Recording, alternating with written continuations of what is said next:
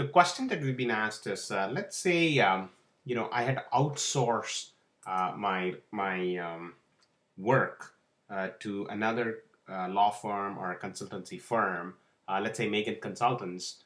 How do I enter that in a matter and actually charge my client for that? To do that, what you can do is under accounts, under expense category, under consultancy, we already have three categories: consultancy, other legal firms, and other professionals.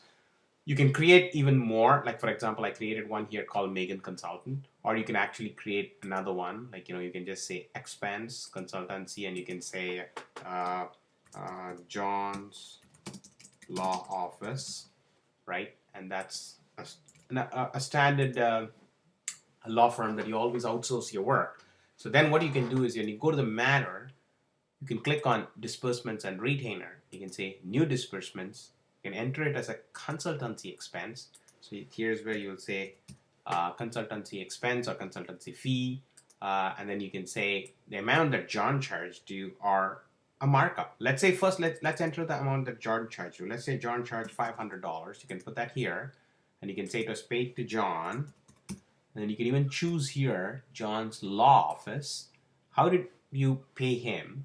Like maybe you paid him a check. So you can say we paid check number 78. So you could do that, right? Now on top, you enter what you're going to charge your client. You can say there's a markup. Like, I'm going to charge my client $750, even though John charged me $500 for that. And, you can hit the save button. So what we've done here effectively is we've entered the expense under the category for John. We've also entered it into the matter, and we can actually now do an invoice. And when we do an invoice, we basically are charging the client at $750 while we actually spent only $500 for this particular matter. So at the end of the day, when you actually do your P&L, you would see that as a pure profit. So let me quickly do a P&L for today. What I'm going to do is I'm going to do the date range today to 22nd and just do download.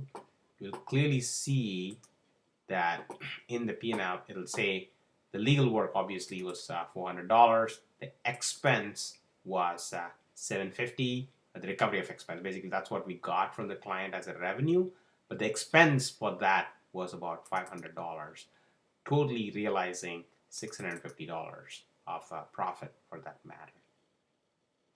So to summarize, whenever you have to enter consultancy work for a matter for invoicement, you would click on the new disbursement panel and you would click on consultancy. The most important thing is the name, the amount that you're going to charge the client, the invoice that you received from the consultancy company, and you can also drop down and pick which consultant it is so that you can run analytics at the end of the day.